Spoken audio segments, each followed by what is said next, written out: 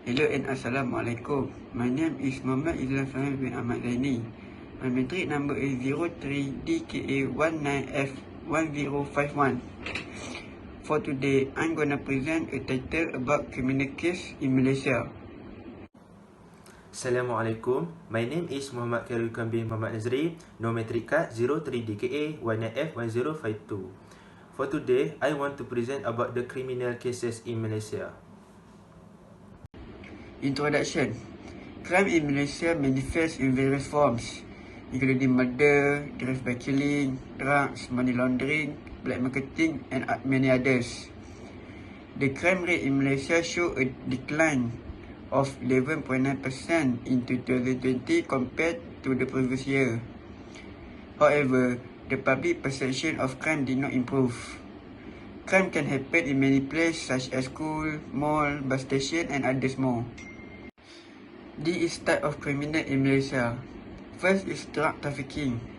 Drug trafficking is a global illicit trade involving the cultivation, manufacture, distribution, and sale of substances which are subject to drug prohibition laws. Next is human trafficking. Human trafficking, otherwise known as modern slavery, involves the use of force, fraud, or coercion to obtain some type of labor or commercial against the will of the person trafficked. Next is money laundering. Money laundering is the process of making large amounts of money generated by criminal activities such as drug trafficking or terrorist funding. It appears to have come from a legitimate source. Next is black market. Black market is a transaction platform, whether physical or virtual, where goods or services are exchanged illegally. What makes the market black can either be the illegal nature of the goods and services themselves, the illegal nature of the transaction, or both. Objective. First, to collect data about criminal case in Malaysia. Second, to explain about the statistic of the criminal case. Third, to give opinion and suggestion about control criminal case in Malaysia.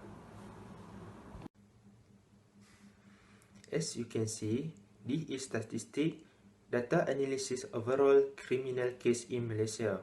Besides, you can also see most of the highest total case values in Malaysia were in 2016, while the second highest total case values in Malaysia were in 2017. Also, you can see the lowest total case values in Malaysia were in 2018. As you can see, this is graph of drug case in all states in 2018 and 2019. As you can see, in 2019, the highest case has been reported is in Kedah, which has a total case 3,582 case, while in 2018, the highest case has been reported is in Kelantan, which has 4,153 case. Also, you can see in all states, they has their own total report case, and you can see the last total case has been reported is in Perlis, which in 2018 it only has 582 case, and in 2019 it has 316 case only. So this is graph bar of drug case by age in Malaysia in 2018. There are 4 types of different age in this graph bar. First, age 16 to 18. There are a total 1,000 cases has been reported. And at age 18 to 30, a total 5,000 cases has been reported. At age 30 to 40, a total 4,500 of drug cases has been reported. And at age 40 to 50, there are 2,500 cases has been reported. Opinion and suggestion. First, a campaign to fight crime on a large scale needs to be launched so that the society is aware of the evils of crime. Therefore, they will not think to make a crime again. Second, set law enforcement and appropriate punishment imposed on criminals. Third, provide strong religious education.